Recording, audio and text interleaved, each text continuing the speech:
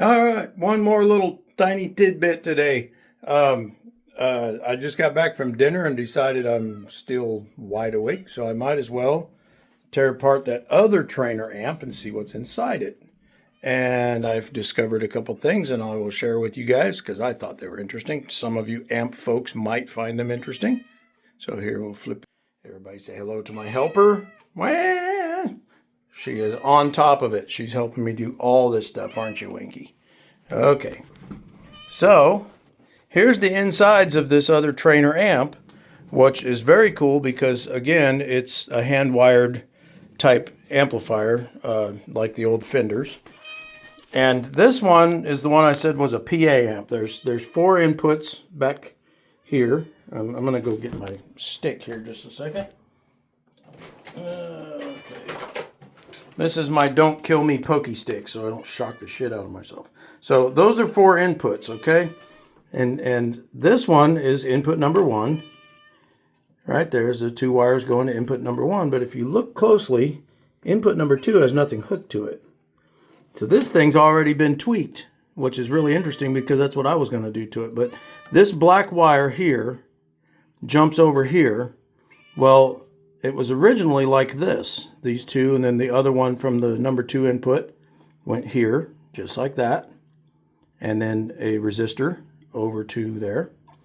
And what they've done is they've jumped from the one input to the two input, which means that they've added a gain stage in the preamp section, or turned it into a preamp section. So instead of using part of that tube, that's using both halves of the first tube, which is a Mesa Boogie trick.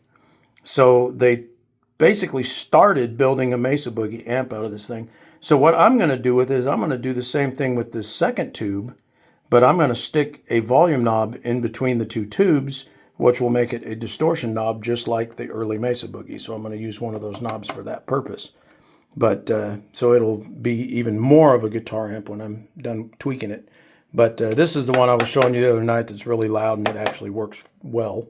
But I just found that interesting that somebody had already modified that.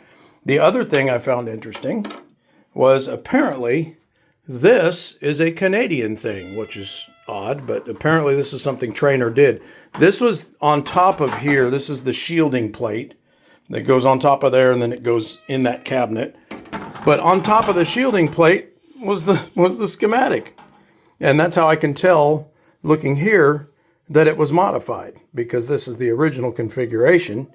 And since I know what all of that stuff is, I can look in here and I can tell that that's not the original configuration. That is, in fact, one of the Mesa Boogie Mark I type mods to turn this thing into a guitar amp. So I will continue with the trend here and turn this thing even into more of a guitar amp when I'm done with it, which will be very interesting. But I just thought that was kind of cool. So anyway, and Winky is still on top of things, aren't you, Winky? Are you helping? She's helping. She knows that I brought her home a little piece of my steak that I cut off just for her. She knows it because she smelled it when I brought it in the house, and she's going, "Come on, give me that steak, Daddy." So I better go give it to her because she's going to be mad at me if I don't.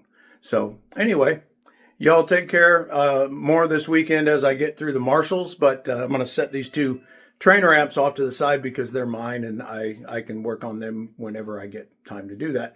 But I'm going to tackle Brent's Marshalls and a couple other things this weekend. I just wanted to open these up and see what was in them. And I'm kind of surprised at what was in them, and I'm kind of happy about it because it's very fun to play around with those type of amplifiers that have the hand-wired, non-printed circuit board type circuit inside them. Those are a lot of fun to play with. They're really enjoyable. So that'll be a fun thing to tweak around with and make a really interesting little tidbit out of it when I'm done. So you guys take it easy, and I will see you this weekend. Bye.